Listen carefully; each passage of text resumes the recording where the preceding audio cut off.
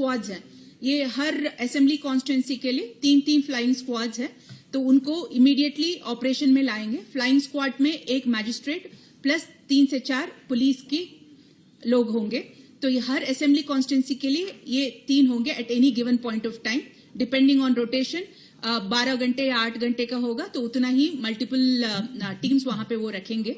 हमारा एक ऐप भी है सी विजिल करके, तो सी विजिल में क्या होगा, कहीं पे भी आप देखेंगे कहीं डिफेसमेंट हुआ है तो कोई भी सिटीजन जो है वहां जाके वहां उसका फोटो क्लिक करेंगे या शॉर्ट वीडियो करके उसको सेंड करेंगे तो इमीडिएटली वो हमारा डेटा बैंक में यहाँ पे आ जाएगा। उसका लैटिट्यूड और लॉन्जिट्यूड हमें इससे मिलेगा, तो वही लोकेशन को हम जब उनको भेजेंगे जो हमारा फ्लाइंग स्क्वाड्स को, वो डायरेक्टली फ्लाइंग स्क्वाड वहां पे जाएंगे और जो भी डिफेसमेंट ऑफ प्रॉपर्टी का जो भी हुआ है या मॉडल कोड ऑफ कॉन्डक्ट का कहीं पे भी वायलेशन हो तो इमीडिएटली वहां पे वो रेस्पॉन्ड करेंगे। तो मॉडल कोड ऑफ कॉन्डक्ट अभी से लागू है। फर्स्ट 24 आवर्स में हम डिफेसमेंट ऑफ गवर्नमेंट प्रॉपर्टी में जो भी है उसको इमीडिएटली रिमूव करने का काम करेंगे। उसके बाद defacement of public property and misuse of public space, इसका जो टोटल टाइमिंग है 48 आवर्स है, तो 2 कंप्लीट डेज। तो पब्लिक प्रॉपर्टी जैसे गवर्नमेंट बसेस हो, इलेक्ट्रिक टेलीफोन पोल्स है, एयरपोर्ट्स, रेलवे ब्रिजेस, रोडवेज, वहां पे जो भी आपका अनऑथराइज जो होर्डिंग्स या कुछ लगी है तो इमीडिएटली उसको 48 आवर्स पे रिमूव करना है।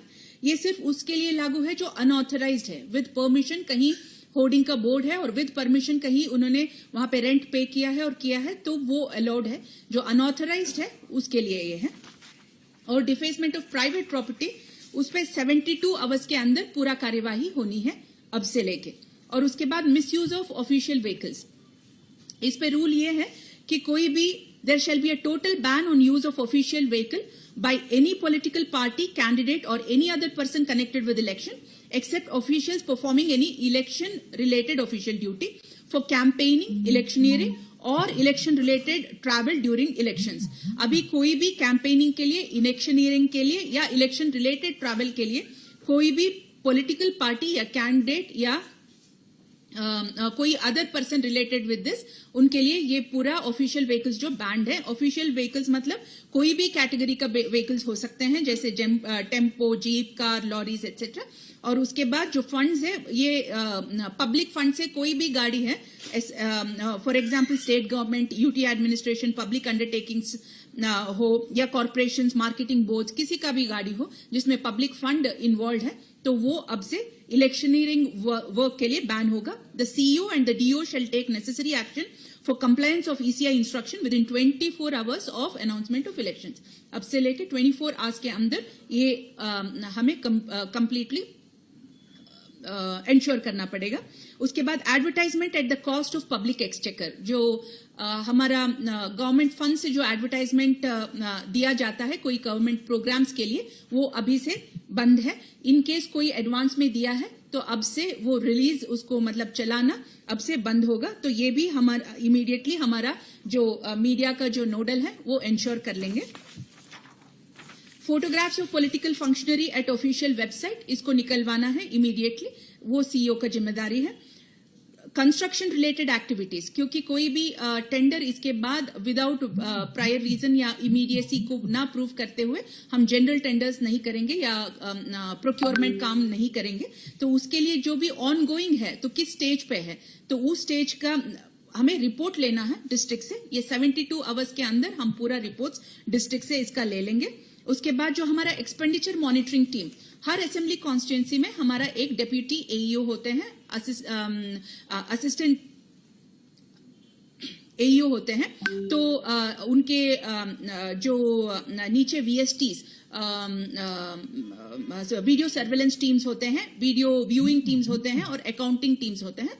वीडियो सर्वेलेंस टीम्स जो है हर असेंबली कॉन्स्टिट्यूंसी में कहीं पे भी कैंपेनिंग या कोई एक्टिविटीज है तो उसको रिकॉर्ड करते हैं। वीडियो व्यूइंग टीम्स उसको देख के उसका लिखते हैं कि कितना कितना क्या सामान था, और अकाउंटिंग टीम जो है उसका रेट लिस्ट को देख के उसका अकाउंट फॉर कर लेते हैं। उनका पूरा जो टीम का एक्टिवेशन इमीडिएटली इस पॉइंट से होगा।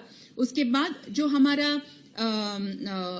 फ्लाइंग स्क्वाड्स है वो एक्टिवेट होंगे और कोई भी checking of liquor, cash, contraband, drugs, flying squads और एक्साइज डिपार्टमेंट का जो हमारा टीम्स है और हमारा पूरा बाकी जो एनफोर्समेंट डिपार्टमेंट्स है, जैसे इनकम टैक्स हो, स्टेट जीएसटी हो, सेंट्रल जीएसटी हो, ये सभी का टीम्स अभी से एक्टिवेट हो जाएंगे।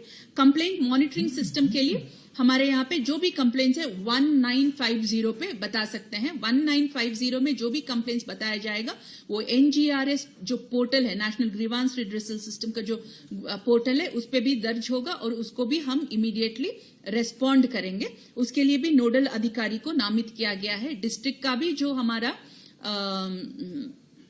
कंट्रोल रूम है वो इमीडिएटली एक्टिवेट हो जाएगा। इस प्रेस कॉन्फ्रेंस के बाद डिस्ट्रिक्ट के साथ वीसीज है, उसके बाद वो भी एक्टिवेशन करा देंगे। आईटी एप्लीकेशंस में हमारा एक तो सी विजिल है जिसका ब्रीफ मैंने कर दिया था, उसके बाद एक एनकोर करके है। एनकोर जो हमारा आईटी एप्लीकेशन है उसमें पूरा परमिशंस दिया जाता है। से सपोज किसी को कैंपेनिंग करना है, कहाँ करना है, कितना टाइम पे करना है, क्या क्या उसमें इन्वॉल्व रहेगा, वो पूरा चीज उसमें वो सबमिट करेंगे। एक सुविधा करके पोर्टल है, उसमें सबमिट करेंगे। उसी के थ्रू आप पॉलिटिकल पार्टीज को परमिशंस भी मिल जाएगा। एक तो एनकोर हो गया, दूसरा सी विजिल है। उसके बाद dissemination of information for awareness of voters and political parties, ये हम लगातार करते रहेंगे। Active cooperation from educational institutions and civil societies, इसको हम लेते रहते हैं कंटिन्यूसली, हम उनके साथ वार्तालाप भी करते रहते हैं। मीडिया सेंटर यहाँ पे होगा, जो पेड न्यूज और बाकी चीज जो है उसका लगातार निगरानी यहाँ पे होगा।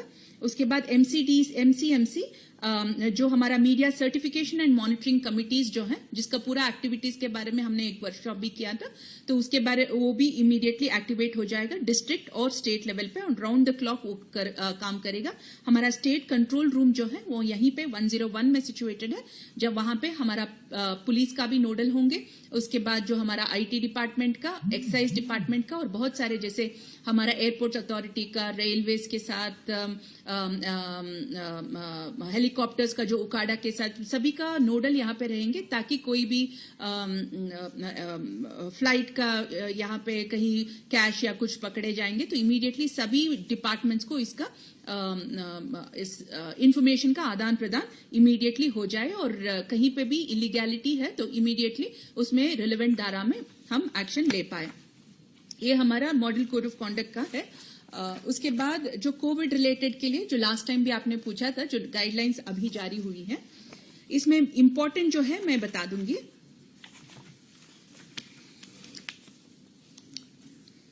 हमें डिजास्टर मैनेजमेंट एक्ट 2005 के अंडर ही काम करनी है। The DM act, the Disaster Management Act mandates and makes such designated authorities, committees responsible to prepare a plan, prescribe regulatory mitigation regime and enforcement thereof, seek community interagency coordination and monitor implementation of the prescribed directions to contain, mitigate, control damage and providing assistance to the affected persons. Under Disaster Management Act के अंदर जो भी rules prescribe किया जाएगा SDMA, NDMA के द्वारा, उसको अक्षरतः यहाँ पे पालन किया जाएगा। इसमें कहीं पे भी वायलेशंस है तो appropriate legal punitive action against the violators will be taken under sections 51 to 60 of the Disaster Management Act. इसके बाद टू कॉम्प्लीमेंट जो भी SDMA का जो भी यहाँ पे स्टिपुलेट स्टेट के लिए SDMA द्वारा किया जाएगा, उसको कॉम्प्लीमेंट करने के लिए, मैं रिपीट करती हूँ, इसको सब्स्टिट्यूट नहीं कर रहे, कॉम्प्लीमेंट मतलब SDMA का तो होगा ही, वो ज्यादा स्ट्रिंजेंट है तो वो फॉलो किया जाएगा। उसके बावजूद ये मिनिमम प्रिस्क्राइब्ड रूल्स हैं। No road show, padyatra, cycle, bike, vehicle rally and procession shall be allowed till 15th of January। 15 जनवरी तक कोई भी road show, padyatra, cycle, bike, vehicle rally और प्रोसेशन नहीं अलाउ किया जाएगा। No physical rally of political parties or probable candidates or any other group related to election shall be allowed till 15 January। कोई physical rally भी 15 जनवरी तक allow नहीं किया जाएगा। उसके बाद परिस्थिति को रिव्यू करते हुए फर्दर इंस्ट्रक्शंस कमीशन द्वारा दिया जाएगा। However, physical rallies during the campaign period as and when permitted after the decision of the commission shall be conducted। Campaign period पे उसके बाद कमीशन रिव्यू करने के बाद उसके बाद जो गाइडलाइंस देंगे उस समय पे रैलीज अलाउ किया जाएगा। The maximum limit of persons allowed for indoor and outdoor rally meeting shall be as per the existing direction of the respective SDMAs। Respective जो SDMAs है परिस्थिति को देखते हुए, जो भी कोविड में रेट्स को देखते हुए अलग अलग टाइम पे प्रिस्क्राइब करेंगे कि उस समय पे कितना नंबर्स का रैली या हो सकते हैं, तो उसी के आधार पर मैक्सिमम लिमिट उस राज्य में सेट किया जाएगा। फॉर दीज मीटिंग्स, ये मीटिंग्स के लिए पॉलिटिकल पार्टीज डिस्ट्रीब्यूट करेंगे मास्क और सैनिटाइजर्स, और कहां पे एंट्री और एग्जिट पॉइंट पे यहां पे क्लियरली स्टिपुलेट किया जाएगा और सोशल डिस्टेंसिंग मेंटेन किया जाएगा। इसका पूरा जिम्मेदारी इसको एनफोर्स करने का कि ये सभी एसडीएमए का और कोविड का जो प्रोटोकॉल कमीशन द्वारा नियत किया गया है उसको एनफोर्स करने का संपूर्ण जिम्मेदारी जो है वो डिस्ट्रिक्ट इलेक्शन ऑफिसर, जो हमारे राज्य में सभी डीईओस डीएम्स हैं, तो डिस्ट्रिक्ट मैजिस्ट्रेट जो हमारे हैं उनका पूर्ण जिम्मेदारी होगा। वो इन एडवांस ग्राउंड्स को आइडेंटिफाई करेंगे, कौन सी ग्राउंड्स में मैदानों में, कौन सी मैदान में ये रैलीज होंगे करके। यहाँ पे अभी तक मेरे पास जो सूचना आए हैं वो पूरा राज्य में 601 ग्राउंड्स उन्होंने चिन्हित किया है। 601 वो बढ़ सकता है इनकेस वो फर्दर चिन्हित करेंगे, तो उन्हीं ग्राउंड्स में, स्टिपुलेटेड ग्राउंड्स में ही ये रैलीज होंगे। In all such identified grounds, the DO should ensure that markers of social distancing, उस ग्राउंड में सोशल डिस्टेंसिंग का मार्किंग भी किया जाएगा, और डीईओ और जो डिस्ट्रिक्ट का जो सुपरिंटेंडेंट ऑफ पुलिस है वो एंश्योर करेंगे कि जो अटेंडीज उस रैली में रहेंगे वो स्टिपुलेटेड जो मैक्सिमम नंबर वहां के लिए अलाउड है उससे ज्यादा नहीं होंगे। एसडीएमए द्वारा जो मैक्सिमम नंबर्स उस समय के लिए तय है उससे ज्यादा वहां पे नहीं होंगे। DO should depute a nodal health officer. हमारे यहाँ पे already nodal health officer depute किए गए हैं। एक तो स्टेट नोडल ऑफिसर है, नोडल हेल्थ ऑफिसर है, उसके बाद हर डिस्ट्रिक्ट के लिए नोडल हेल्थ ऑफिसर है, उसके बाद हर असेंबली कॉन्स्टिट्यूंसी के लिए नोडल हेल्थ ऑफिसर है। उनका ओवरऑल सुपरविजन में ही ये सभी चीज को देखा जाएगा। The political parties and candidates concern shall ensure that all कोविड-19 related requirements like face mask, sanitiser, thermal scanning, ये तीनों चीज हर जगह पे होना है। थर्मल स्कैनिंग, फेस मास्क और सैनिटाइजर का, इसका पॉलिटिकल पार्टी को खुद एंश्योर करना है। जब भी वो सुविधा पोर्टल में अप्लाई करेंगे वहां पे वो अपना कंसेंट भी देंगे कि जो जब भी परमिशन ले रहे हैं कि ये सभी चीज को वो उस जगह पे एंश्योर करेंगे। उसके बाद अंडरटेकिंग लेंगे। उसके बाद एलोकेशन ऑफ पब्लिक स्पेसेस सुविधा ऐप के थ्रू ही हम करेंगे, क्योंकि सभी को लेवल प्लेइंग फील्ड देना है, इसीलिए वो सुविधा पोर्टल ट्रांसपेरेंट है। जो भी अप्लाई करेंगे उसको लेवल प्लेइंग, मतलब एक ही ग्राउंड एक ही इनको नहीं दिया जाएगा, सभी को लेवल प्लेइंग, किसी और को भी चाहिए तो इक्वल लेवल प्लेइंग ग्राउंड के लिए ट्रांसपेरेंट मैकेनिज्म है सुविधा पोर्टल। उसके बाद between 8 PM and 8 AM no rallies and public meetings akin to campaign curfew shall be allowed on any campaign day. Nukkad sabhas meeting will not be allowed on public road, roundabouts and public streets or corners. Further, political parties and candidates are advised to conduct their campaign as much as possible through digital, virtual media platforms and mobile-based modes. तो हम सभी political parties और candidates को ये अनुरोध करेंगे कि जितना ज्यादा से ज्यादा वो कैंपेन जो है डिजिटल, वर्चुअल या मीडिया प्लेटफॉर्म या मोबाइल बेस्ड मोड द्वारा ही करें। डोर टू डोर कैंपेनिंग जो होगा उसमें मैक्सिमम 5 लोग ही इसमें अलाउ कर रहे हैं, including the candidate, excluding the security personal. The convoy of vehicles shall be broken after every 5 vehicles, and interval between 2 sets of convoy of vehicles should be half an hour instead of 100 meters. पहले था कि बड़ा convoy है तो 100 metres का distance में 5 और 5 होते थे, अभी आधा घंटे का time period between 5 and 5 vehicles का अलाउ करने हैं। During the permitted campaign period convoy of vehicles will be allowed only for movement of vehicle from one point two another point of campaigning, मतलब एक पॉइंट से दूसरा point के लिए movement के लिए, सिर्फ मूवमेंट के लिए इसमें परमिशन होगा। Maximum number of star campaigners, पहले स्टार कैंपेनर्स का नंबर्स 40 होते थे नेशनल और स्टेट पॉलिटिकल पार्टीज के लिए, वो 30 के लिए अभी रिड्यूस फिक्स किया है, और अनरिकॉग्नाइज्ड पॉलिटिकल पार्टीज के लिए जो 20 था वो 15 हो गया है। Request for permission for campaign for star campaigners, जो स्टार कैंपेनर्स है उनको 48 आवर्स के पहले ये परमिशन लेना पड़ता है कि वो आ रहे हैं करके। नो विक्ट्री प्रोसेशन, मतलब ये पूरा होने के बाद कोई भी विक्ट्री प्रोसेशन नहीं होगा. After the counting shall be allowed and not more than 2 persons. जब वो सर्टिफिकेट लेने के लिए आएंगे 2 लोगों से ज्यादा वहां पे नहीं आएंगे. If a candidate or political party violates any of the above, ये कोई भी गाइडलाइंस कोई भी पॉलिटिकल पार्टी या कैंडिडेट वायलेट करेंगे तो no further permission shall be given to the concerned candidate or party for rallies, meetings, etc.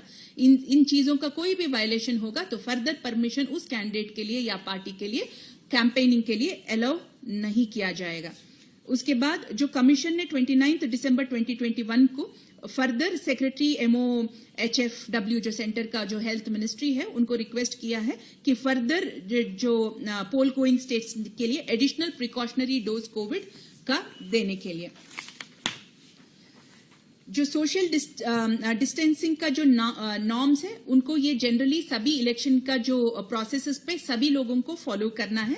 Wearing a mask and social distancing norms. और उसके बाद सभी polling personal, security personal counting के लिए हम इंश्योर करना चाहते हैं कि डबल डोज उनको कोविड का वैक्सीनेशन का दिया जाए. उसके बाद जो हमारा ट्रेनिंग्स होंगे वहां पे सभी जगह पे एंट्री है रूम का और रूम का प्रीमाइसेस का सभी जगह पे थर्मल स्कैनिंग और सैनिटाइजर उपलब्ध कराएंगे. हमारा जो पोलिंग एजेंट्स या काउंटिंग एजेंट्स होंगे वो भी डबल वैक्सीनेटेड होंगे.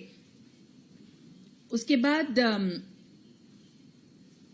नोडल हेल्थ ऑफिसर का मैंने बताया. ईवीएम और वीवीपैट का, ईवीएम और वीवीपैट को यूज करने के लिए सभी ऑफिसर्स के लिए ग्लव्स को दिया जाएगा ताकि हैंड टू हैंड ये इंस्ट्रूमेंट मूव होता है तो उसके थ्रू कहीं कोविड का स्प्रेड ना हो. इलेक्शन मटेरियल भी जो हम बनाएंगे वो हम टेंडर के थ्रू आउटसोर्सिंग से बनवा रहे हैं. उसमें भी पूरा सेफ्टी सैनिटेशन का पूरा जिम्मेदारी देखा जाएगा. जो डिस्ट्रीब्यूशन ऑफ मटेरियल होती है एक बहुत बड़ा मात्रा का एक काम होता है जस्ट बिफोर द इलेक्शंस. उसको भी स्टैगर करते हुए अलग अलग पार्टी को अलग अलग टाइम देते हुए ताकि एक ही जगह एक ही टाइम पे सभी लोग भीड़ ना करें तो वो भी स्टैगर्ड रूप में करने का रूल है. और जो थर्ड रैंडमाइजेशन जो पोलिंग स्टाफ का होता है वो पहले 24 आवर्स के पहले ही परमिशन मिलता था. अभी 72 आवर्स के पहले हमें परमिशन दे रहे हैं ताकि हम स्टैगर्ड रूप में वो थर्ड रैंडमाइजेशन करके उनको डिस्पैच करा सके.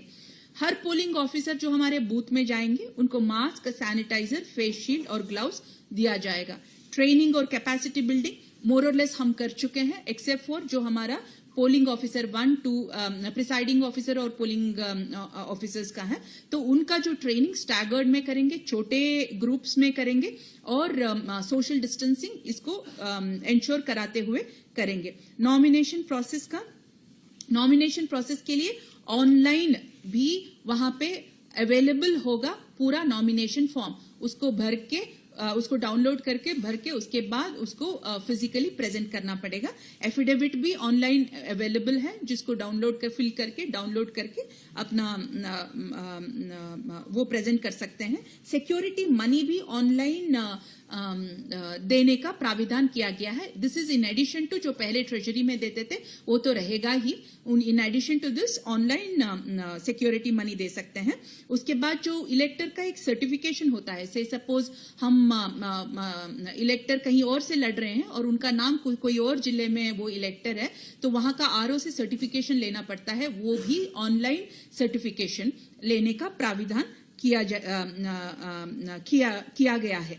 Number of persons to accompany candidate for submission of nomination is restricted to 2. जब आप नॉमिनेशन देने जाएंगे जो उनके साथ जो जा सकते हैं वो 2 ही लोग हो सकते हैं इस कोविड को देखते हुए.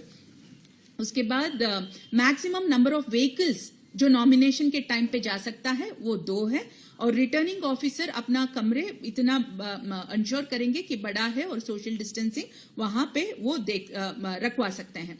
नंबर ऑफ इलेक्टर्स जो हमारा पोलिंग बूथ में हमने पूरा जो अभी तक रैशनलाइजेशन किया था वो 1200 पे किया था. उसके बाद जो बहुत सारे हमारे एडिशंस इस दौरान हुए हैं अभी 1250 से ज्यादा इलेक्टर्स एक बूथ में ना हो ये हम इंश्योर करेंगे. कहीं पे भी 1250 से ज्यादा है तो वहां पे एक ऑक्सिलरी बूथ बनाएंगे. उसके बाद पोलिंग स्टेशन के टाइम पे जो अरेंजमेंट्स होंगे और स्ट्रांग रूम और काउंटिंग का मैं नेक्स्ट पीसी में बता दूंगी. तो ये आज तक का रिलेवेंट पार्ट्स है जो कोविड से जो इमीडिएटली जो हमारा ट्रेनिंग्स और बाकी चीज के लिए है उसके लिए। और नीडलेस टू से फिर से मैं इसको दोहराना चाहती हूँ, needless to add that anybody violating any instructions, COVID का जो भी इंस्ट्रक्शंस का कोई वायलेट होता है ऑन कोविड-19 measures will be liable to be proceeded against as per the provisions of section 51 to section 60 of Disaster Management Act 2005, besides legal action under section 188 of the IPC and other legal provisions as applicable as specified in order number 43 of 29th July 2020 of Ministry of Home Affairs. District election officer should bring this to the notice of all concerned. Further, the Chief Secretary cum ex officio chairperson of the State Executive Committee under Section 20 of the Disaster Management Act shall, as and when required, as per the evolving contextual needs of the state, Commission को inform करेंगे if there is any change that is required in the broad guidelines to ensure the limitation of spread of COVID. Thank you.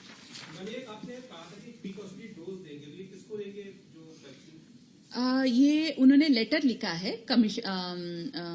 Election commission ने centre का जो health ministry को, तो वो किसको देंगे वो वाला जब सब रूल्स हमें वो जब बताएंगे आपको मैं श्योर बता दूं। नहीं, वहां से लेटर गया है तो उनको कंसिडर करके कैसे दिया जाएगा वो देखेंगे।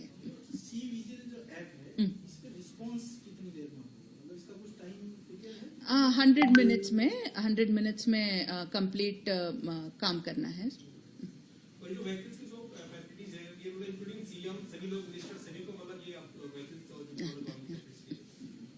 मैम, क्या इस सुविधा ऐप से लोग जान सकेंगे कि कौन कौन प्रत्याशी कहाँ पर खड़े हुए हैं इस बार? हाँ, जो एफिडेविट्स का कह रहे हैं ना आप, उस ऐप में हम लोग पूरा जो हमारे एफिडेविट्स होंगे ना कैंडिडेट्स का, जो कौन सी आरओ 70 असेंबली कॉन्स्टिट्यूंसीज हैं उनका, जब ये सभी जो आरओ जब उनका नॉमिनेशन सब ले लेंगे तो उस पर जो एफिडेविट्स दिया जाएगा वो पूरा एफिडेविट्स उस पर हम अपलोड करेंगे। मैम, जैसे शिकायत वाले पे भी कितने टाइम में समाधान हो जाएगा? अगर कोई शिकायत भी करेगा कि जिस तरह से दिक्कतें होती हैं, या फिर पार्टी के नेताओं के खिलाफ अगर कोई शिकायत करेगा तो उस पे किस तरह समाधान? हम विदिन 24 आवर्स उस पे रेस्पॉन्ड करते हैं। कहीं इंक्वायरी है तो अलग चीज है, अदरवाइज विदिन 24 आवर्स हमारा हर डे हमारा रिपोर्ट जाता है। लॉ एंड ऑर्डर पे अलग से, एक्साइज पे अलग से, और जनरल कोई शिकायत है तो उससे every 24 hours we send the report to the commission also. So schedule मैं एक और बार बताऊं या? Okay, thank you very much, thank you.